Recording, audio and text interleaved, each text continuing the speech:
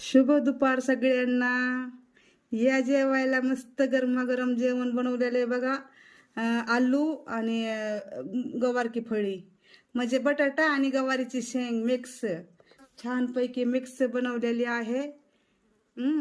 आणि हे बघा, आणि संगच लोणचं पण आहे बरं का, आंब्याचं. आंब्याचं लोणचं पण आहे आपलं, हे बघा.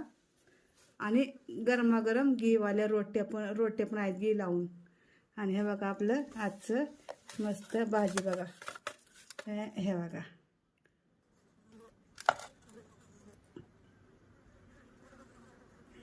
कशी वाटती? छान वाटते ना. ये जेवायला. आणि ऋषी चाललेला आहे कामाला, ड्युटीला.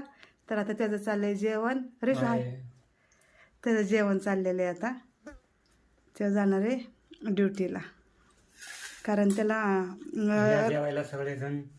कारण त्याला रात्रपाळी आहे.